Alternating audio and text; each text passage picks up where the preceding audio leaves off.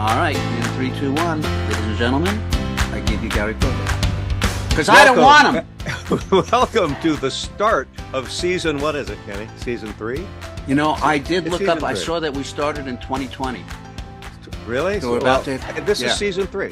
Season 3 of the Gary and Kenny Show. I'm Gary Kroger in Waterloo, Iowa, and I'm joined, as I have been in the previous 2 seasons, by Ken Seisler in Calabasas, where I'm cleaning my closets. Where you're cleaning your, a particular reason for that? Yes, there is. But before we get, well, okay, yeah. All right, I'll tell you about this. Let's just go to the closet. So we needed a new floor for our bathroom, floor and closet for our bathroom. And now this is going to be area. an interesting story, right? I don't know, but it might lead to It might lead to an interesting discussion. Okay, all right, okay. So the point is that when we had to have the new floor put in, we had to empty the closet. Now, I've lived in this house for 30 years, and I've probably lived another 30 years before that, and I've accumulated over 60 years worth of clothing. Oh, really? I mean, when you buy new clothing, do you go into the clothing and go, oh, this shirt is going to replace this shirt? No, you don't go, oh, I'm exchanging my new shirt for my old shirt. Annually, I go through and put boxes that I take to Goodwill. I don't have no, that's good. We don't do that annually. We do that every decade. But we only do a few things, so it's not like we clean out the whole closet. Yeah. I have shirts that I love that are ripped and torn, but I've worn them for 40 years and I still have them. But not a lot. Not a lot. But nevertheless, it's amazing the amount of clothes that one accumulates over a time span. Not only me, imagine my wife as well. Yes. So anyhow, I had to remove like 40 tons of clothing from my closet. And now the question is, well, I'm not going to just take all that crap that I've accumulated and put it back in the closet. Now I'm going to go through everything and see what I still like, but most of all, what still fits. Right. So that's been an arduous process. Uh-huh. I mean, I'm sure there are worse things that are happening in people's lives. Well, we've called these are white privilege problems. I'm telling you. No, everybody of every color has the issue of whether or not they could fit in their old clothes, okay? That's not a white man problem. Right. Anyhow, so I tried on a couple of shirts, and I want to tell you right now, what do you think of the shirt I'm wearing now? Well, I think it's very nice, but I'll be honest. I feel like I've seen that shirt 1,000 times. You haven't seen this shirt in 20 years. How would I know that I haven't seen that shirt? I'm not saying that you haven't. I'm just saying this is incredible. This is a shirt probably from 1987. And you rediscovered it, and it fits you, and it looks nice. It looks nice. And it looks good, right? It looks very good. Right. And blue is a nice color on you. I think we've talked about the fact that it was back in the day. You're a winter. Your coloring just fits. Blue, solid colors. I didn't realize that blue was a winter color. I believe it is. Yeah, oh. I had my colors done years ago, and I was a winter. And I think the blue we don't have the same hair. coloring at all. But I don't think I think it's skin tone more than anything else. Perhaps we have a similar skin tone. Not from this podcast because I'm looking kind of orange and you're sort of yellow. I think you're a little jaundiced. Yeah, I really do. Wow. Wait, I can change the no, I wouldn't worry about it. I wouldn't worry. You know, Kenny, now let's explain to our viewer better like that. Yeah, actually that's how I'm accustomed to seeing you, a little more a little shadier, a little more in the dark. We've taken a hiatus. I could pretend like this is the first time I've talked to you in months, but it isn't. But it's the first time we've done a podcast in a lot of months. Yes. And we're kind of back, and we always talk about, are we going to do things differently or whatever? What did we decide? Are we going to do anything differently? You know, the reality is that we enjoy doing these podcasts. Yes, we do. But I think most of the enjoyment is that when we do it, we just kind of ad lib. That's really the fun part, discovering the conversation. Yes, right. And it also is an easy way for us not to have to prepare. Precisely. So we don't like, so rather than prepare, we say, you know what, we won't prepare and let's see where the conversation in this particular time, we are a time capsule of the time for this day in history. Yes. Now we did decide on this, that we would each come with something I hope that we wouldn't tell the other one about. Okay. Well, I didn't tell you about the closets. No, I don't think that's your subject, though. I don't Oh think no, that's well, you're gonna have to go deeper than the closet. You're gonna have to go back into the closet and come up with something a little better than all right. Well, your you new talk shirt. about your stuff while I try to think Well, of my something. stuff. Look, Kenny. The fact is, my stuff is old stuff. It is. It's old Mm-hmm. stuff, but it's what's relevant in my life. I would say about 3 weeks ago, you sent me a couple of texts saying, "Are you okay?" Because you were looking at my, I think, Facebook posts, and I was getting very, very agitated over politics. Yeah. And I think you were somewhat concerned and thought, do you need to do a podcast to release some Well, of somewhat this? jokingly, I wasn't concerned, like, in a significant way, Yes, but other you than the fact that noticed. it sounded like you needed to get something off your chest. I needed some therapy. Yeah. But you noticed is the point. Yeah. And really, and this is not a new subject for us, because we talk about the loggerheads of politics all the time. And we've established the fact that I live in a red state now, in Iowa. But, this is still the first in the nation for the Republicans. This is still the Republican caucus, even though the Democrats have bowed out. When is the Iowa caucus? Because I saw that all the Republicans were in Iowa. Well, yeah, it's now. The actual caucusing will be in December, or I'm sorry, January, like it always is. Oh, okay. But they're here now because the winner of Iowa has a boost, gets a boost. DeSantis more or less has to win Iowa, right, in order to stay in the race at all. But here's what was distressing. What's been distressing all summer long is that Trump leads by double digits. Far and away, he is the Republican choice. Now, national polls as well among the Republicans, but the fact that I once considered Iowa voters, regardless of what side, to be reasonable people, reasonably fair, and it's gone into Trump cultism. And this was triggered by this, Kenny. About a month ago, I'm watching CNN, and John King has a special report from the Republican caucus in Iowa. I saw the same report. You saw it. And it's all the people that I used to work for. It's the organization. Now, I always knew they were Republicans. In fact, even when I ran for office, they voted against me. But we've always been friends. But I always considered them to be reasonable people. And I would assume that anyone would rationally look at Trump, even as a Republican, and go, let's end that chapter. Let's start something new. But to the person, they were speaking Democratic conspiracy theories. They were saying, if Trump doesn't go to jail, he's our man. Somewhat, John King pointed out, but hasn't your business benefited from the programs that Joe Biden has put into place for small business? And they said, yeah, but we'd still vote for Trump. And I wish that money had gone to building a wall. Well, that is such hysterical Republican right-wing extremism that it just really upset me. And so I just started posting post after post of, let's look at Trump rationally. This man is a clown show. He's an evil clown show.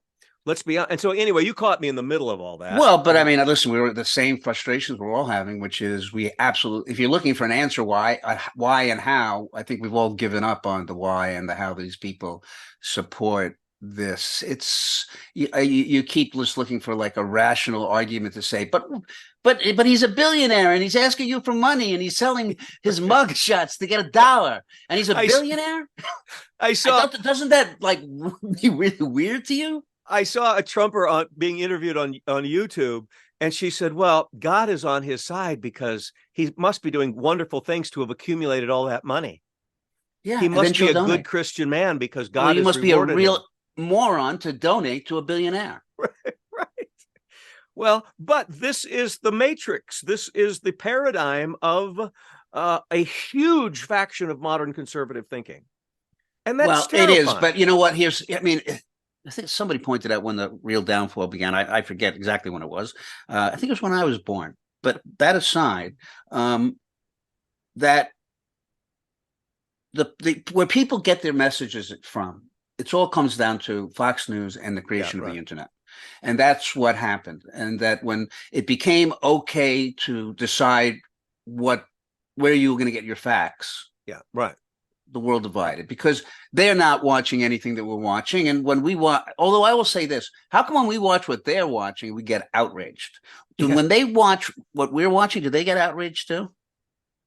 Well, I don't think do they watch like MSNBC and pull their hair out going, oh my God, those liars. They don't watch it. They don't watch it. They just they respond to each other's hearsay as if someone had watched it, going, "It's ridiculous." They love that the aside, false I can't explain those people, and they're not listening here, so anything I say won't get to them anyhow.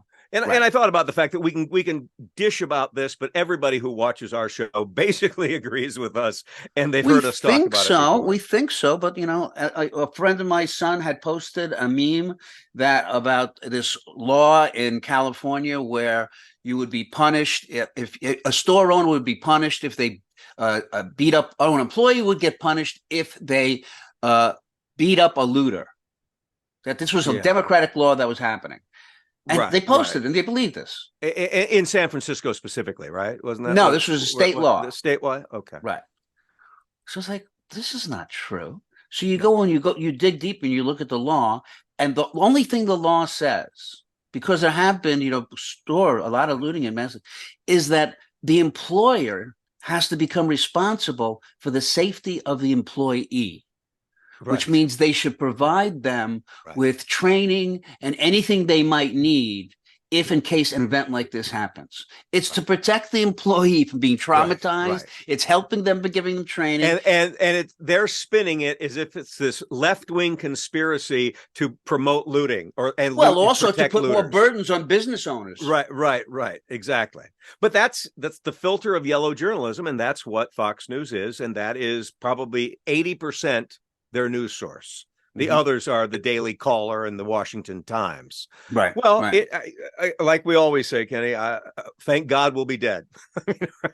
I know, which I really think we should just rename the show that. Thank God we're almost dead. Yeah. I was almost dead. Let me just say one more thing. I don't think that's important. Tell us when you almost died. No, of course. Go ahead. I again, we often talk about, our prostate and stuff like that. I had the wake-up call.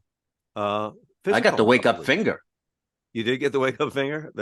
Right. How'd it come out? Fine. It was great, but it happens and it's so painful. It's a horrible feeling. It's not like it came into mind, but I did think about it. It's like, so gay people or people like they like that feeling. That can't be. Even to me, my eyes just burst. Me too. So imagine something. I just don't. Anyhow, well, there are Trumpers and people to take it up the butt that I just absolutely don't understand. That's another podcast. But anyway, so I went to the doctor and my blood pressure was high, and I had a blood test that actually said that my probability within 10 years of heart failure is twice what it should be. That's alarming stuff. Yes. So I have been on a health regimen of exercise, cut out salt, red meat, bread. I'm losing weight. I've got energy. I mean, quickly, and my blood pressure is normal right now. Well, it's time to celebrate. Let's put out some. It is. Let's pull out some meat and a bottle of wine. Have a hamburger and a beer. And I take blood pressure medicine, and I take a lot of cocktails, which pill cocktails. But it's the stuff at 66 that you kind of have to do if you want to, play. Well, I see on the other side of the coin, you're like before and I'm the after on the other side of the coin. So I had to go to get a refill on my Flomax, which is help, the thing that maximum flow for when you pee. Yeah. Because he hadn't seen me in a couple of years. And what better name because often these how long were they sitting in the conference room? The first idea is usually the best. And somebody threw out Flomax. No, that's due on the money. Yeah. They came back to Flomax. Yeah. Anyhow, so he was the one. I didn't know urologists did this. I didn't know it was part of their job as well. But while they're in there checking your, they do like a sonar on your bladder to see how much water's left in there. He also says, hey, turn around and let me do the prostate thing, Yeah. And who am I to say? Who are you to say no? No. I mean, it would be nice if I figure, to get it over with, because everybody's always running around, everybody our age, all the women, check your prostate. It's all about the prostate. And so I said, okay. So he went in there and came back He came back a little dirty and sweaty. Came back with a clean thing. I mean, what's the determination? A clean bill of health, like checking the oil. Well, you're about he a quart checked the low dipstick. here. Yeah, exactly. So I was good there. And then I had to go to my regular doctor because another prescription ran out. So what happens is after years and years of not seeing you, then they go, hey, Kenny, well, you've been taking this for 2 years. It's time we come back and see what's happening. They upsell you. Right. Right. So I went back and my blood pressure was way down, like athletic, because I'm swimming a lot. So really? Yeah, my blood pressure was way down. And then they did the blood tests. And now you get the results on the computer on my chart. My chart. And I never tested as well in school as I did on these medical exams. Everything was within the parameters, right? Oh, baby. High and low. I was like middle blue. Yeah. Well, I was pretty good, except in those critical areas like cholesterol, I was too high. And that's really what determined the heart situation too, was cholesterol. So I just need to bring it down and bring it in line and stay laser focused. Well, a bit of my biggest flaw, well, it can't be my biggest, but of the top 5, is salt. Yeah. I salt everything. I used to too. I think everything tastes better with salt. Now, there are saltologists who will actually claim that salt is being maligned unfairly, that salt isn't the great evil that has been accepted as you got to cut out salt. But what that's salt kind of does like in Sleeper, when Woody Allen discovered in Sleeper that like massive amount of chocolate were actually really good for you. Yeah, it's good for you. But what salt does is retain water, and that puts pressure on your blood vessels, so it gives you high blood pressure. You're right. No, I know. It's just that it's so plentiful. And the thing that also, if we may continue on the subject of salt. Please. So salt is literally sodium nitrate. Is that what it is? Yeah. Yeah. So that's all it is. It's one ingredient. Yeah. And yet, if you go to the store and look for salt, how many different types of salts are there? You mean like sea salt? Sea salt, kosher salt, this salt, that salt. But it's all sodium nitrate. But it's exactly the same ingredient. Yeah. Right. To be salt. Now, I'm curious about the salt substitutes. I have a salt substitute. Oh, I just started on. But I'm certain there's sodium nitrate in that. What is a salt? Stevia. I'm doing stevia. It's a plant. But it doesn't stevia cause prostate cancer? I mean, isn't there some side effect that I've heard about? Not of stevia. Even that stevia? Stevia is literally a plant, or like a leaf that they crush up. Okay. Now, what is the? And it actually, because I needed like a bunch of sugars in my coffee, and that cutting sugar out was a big plus. And stevia afterwards, like Diet sugar Coke, too. No sugar in my life. When you first taste stevia, when like Diet Coke first tasted, it's like, this is awful. But now I prefer the taste. Me too. I prefer the taste too. The other is too syrupy. So that's what's happened. So the stevia is doing that. But maybe we can get stevia as a sponsor and actually start making a little money on this show just from this little blurb. Cut this blurb out and we'll post it and see if we can get some attention from stevia. Okay. Why not? All right. All right. That's let me check my calendar. Well, let me check. Okay, that's my shit. What's yours? Well, I think I've been talking mostly about okay, let's talk about shopping. So I went to the store. So here's what's been happening. I never noticed this shit before, but I notice it now because I'm retired, and I go into the store, and there's a lot of guys just like me, old people, walking around, just old men walking around shopping, who are less patient than they used to be. That's what I am. I get unnerved more easily when I'm shopping. Inequities and people cutting in front of me in long lines really piss me off. This is in Iowa. I find it's very pleasant and everybody's very nice. And I'm in California. This isn't Iowa. This is just me. Oh, that's you. Find as my world collapses a little bit. Well, that's what happens. Costco, I get frenetic because they don't put any signs up. You just wander aimlessly. Yeah, right. Yeah. But so anyhow, I've been going to the store lately, to the food store, and another thing, between milk and eggs, and milk, there's 100,000 milks. There's a lot of milks. And then I'll think of the eggs. And let me ask you this question. Deborah says, get eggs. Says, okay, I'll walk over. I'll pick up a dozen eggs. No, you walk home, there's eggs. There's eggs. There's chickens that were free range. There's chickens that have this. Right.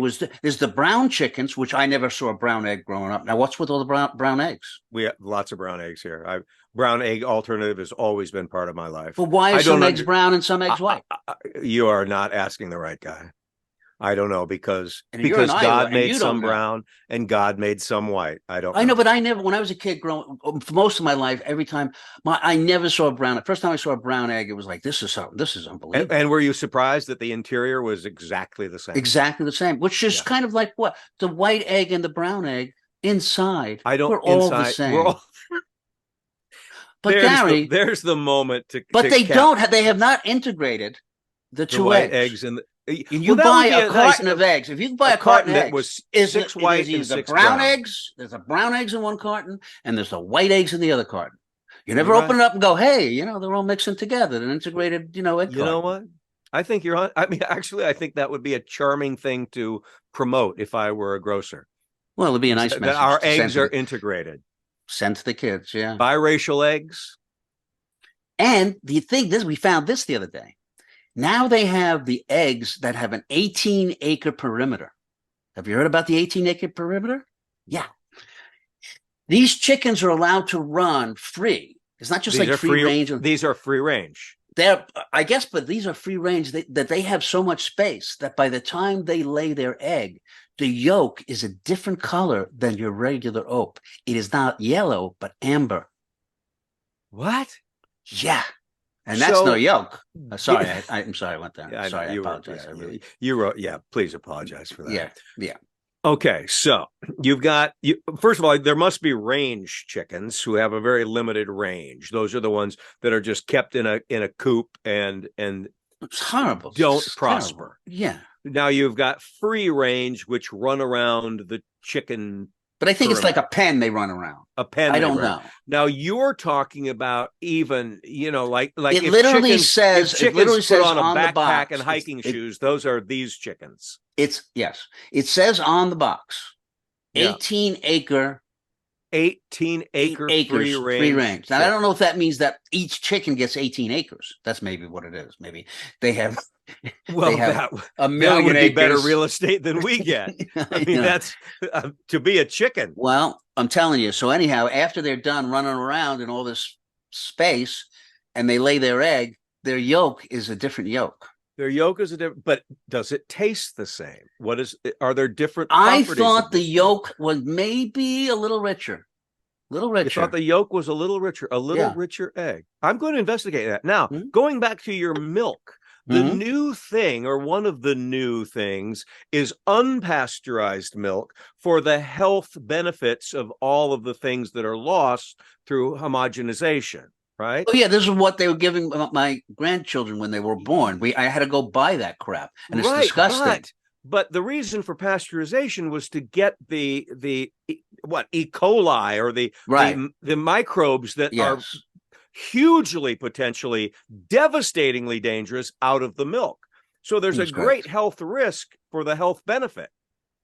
Well, only in America, right? Well, it's anything that you could market. It's this, and it really comes down to this, the extremism that that removing all the natural things, which you should be dangerous, is somehow worse for us than better for us, But yes. I don't know.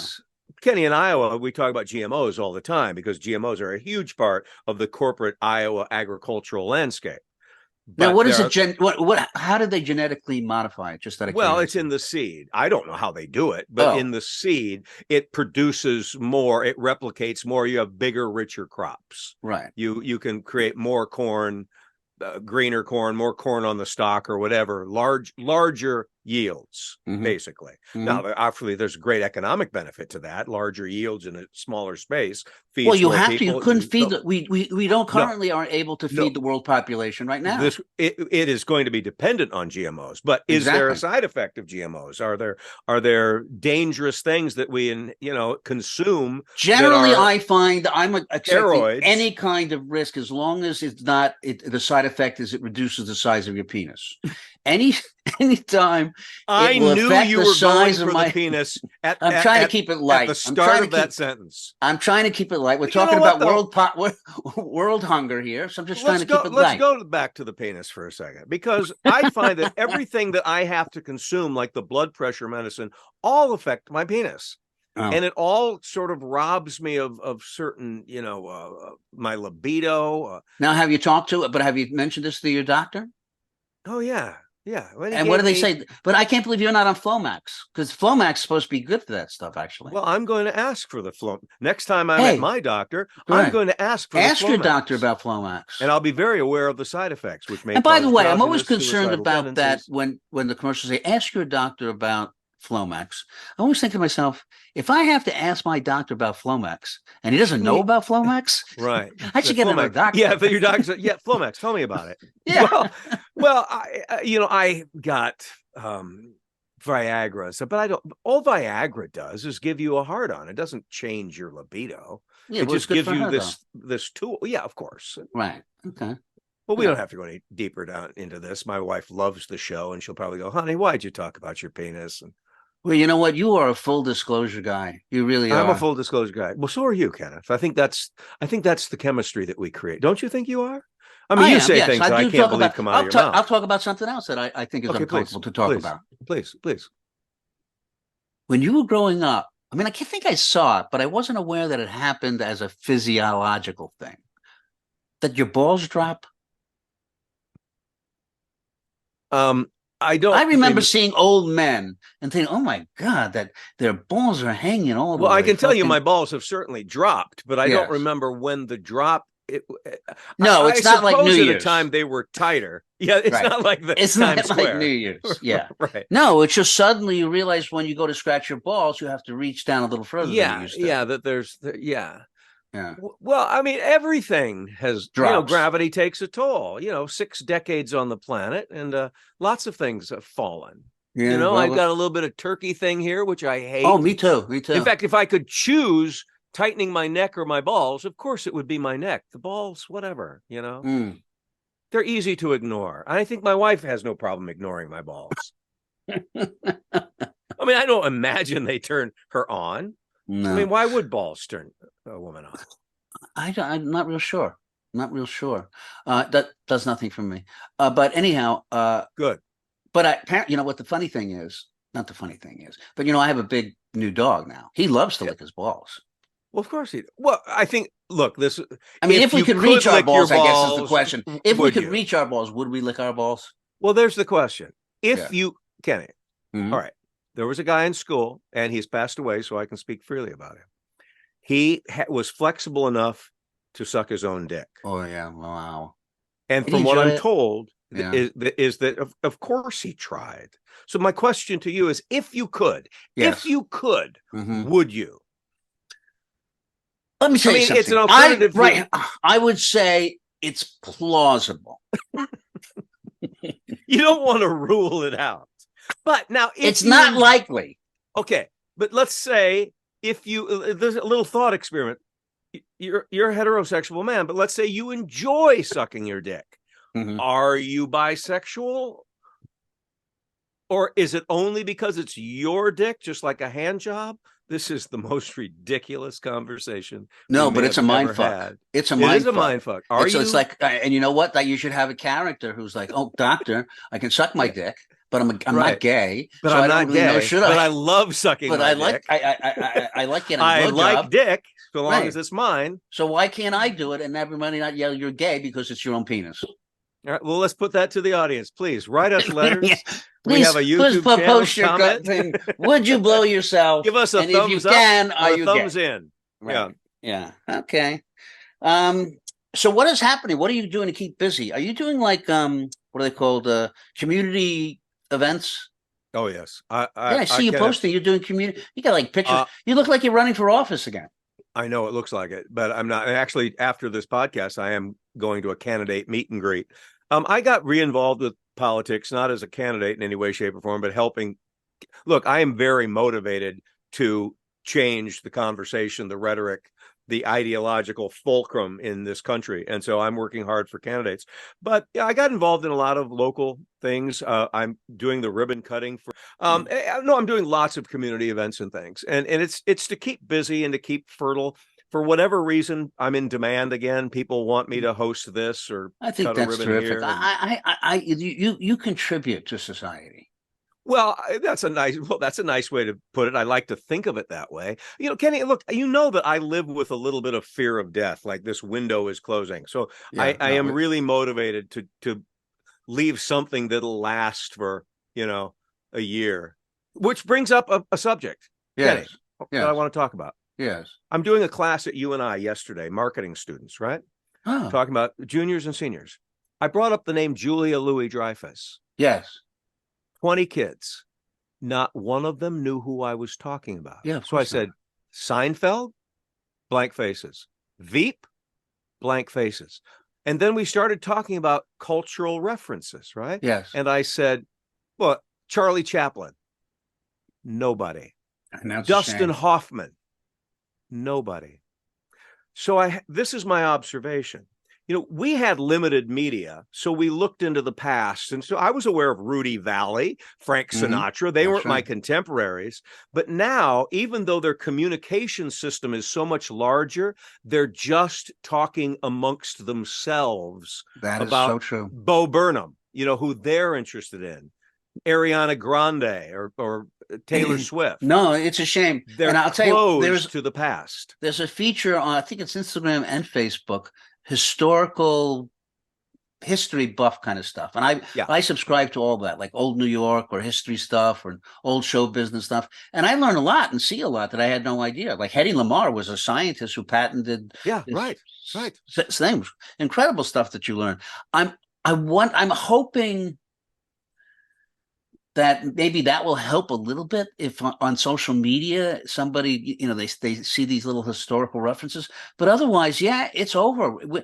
We live in our own little cells of past, and they're not going to know that. Well, I'll tell you, a big part of my history lesson was that back in the day where you had like 3 or 4 channels or whatever, and you had the independent channel that basically didn't have any program but just played the old movies. Right. That's what you watch, the old movies. So you knew all those old stars from the 30s. Right. But, one of the students, I didn't make fun of them for this, but they could see that I was surprised. Yes. And a young man said, well, that stuff is all before us. To which I did reply somewhat sarcastically, yeah, but Lincoln was a long time before me, but I've heard of him. It was an interest in the past or the world around us. Well, I was constantly made aware of the past. Do you think I was too? I had a little bit of an innate interest in it, but I do know people that I would talk to and they just couldn't understand why history would help them with knowledge for their life, for the future. What difference does the past make? Right. It doesn't apply to me. Right. So I think that's a part of it too, where I will, speak to people and they're like dismissive of who cares? Right. Why do I have to know that? Yes. I drilled into this a little bit with the students because I was so surprised that they didn't know Seinfeld, for example. Well, you better tell your friend Julia Louis-Dreyfus that nobody knows who the fuck she is anymore. Well, apparently a lot of people know who she is because she's like headlining a gala for the New Yorker magazine or something like that. I mean, no kidding. No. Will Brad go to that? Oh, of course. And look, we know that she's hugely popular and that Charlie Chaplin is iconic. Yeah. But again, with these students, I sort of said, why do you think this is? Because they are aware, for example, of Tom Hanks. They are aware of Harrison Ford because they do go to the movies or they watch the movies and they're aware of, certain things like that. But they're not watching traditional TV anymore. And very few of them are subscribing even to HBO. They're just getting YouTube. That's it, baby. And what they get, from what they specifically want to stream. Specific shows, specific artists. Yeah. Well, I suspect society is going to be incredibly different. I mean, you know how I don't think that people in, let's say, before the 1800s could have the imagination to predict the type of world they would be living in today. Right. They wouldn't have a clue. And I don't think we can look 100 years into the future. You're absolutely 100 years, right. because they may be dressed completely different. Right. Unless they saved everything in their closet, like for me. Well, you know what, Kenny? At least we'll be dead by then.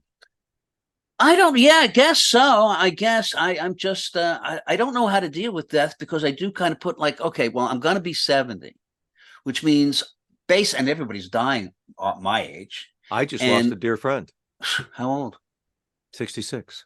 What got him? He went in for a heart condition. They decided he needed a valve, and his heart was too weak to survive the surgery. What kind of shape was he when he went in? Well, he was a very strong, robust guy his whole life. Right. Okay. Football player in high school, and always remained strong. But age issues, and he had a problem with his lungs. Just some degeneration, and only in the past year I hate that weakened his system. Yeah.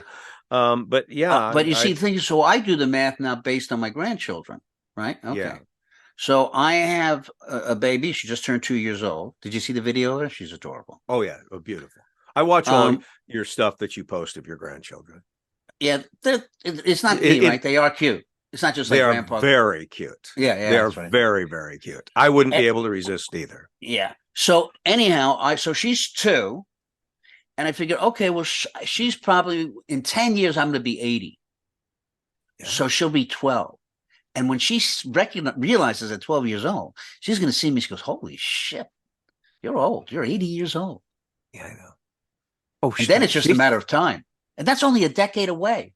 She thinks you're ancient now. No, she doesn't even know. See, this bullshit that I remember when I became conscious of my grandparents. Okay, maybe what age would you say that was? Well, they were like in their mid-50s. And I thought they were ancient. Right. Yeah. They are old people. They grew up in black and white. I mean, they were old, and I'm 10 years older than they are. I mean, I don't think. Do you think my 4-year-old grandson and my 2-year-old grandson are going to remember the times and the days that I'm having with them now? Are they going to remember us playing? It'll be memory mush, but it'll be in there. I have vague recollections of my great grandfather, for example. Vague images. Okay. Yeah. I can remember a family trip to Colorado when I was only 3.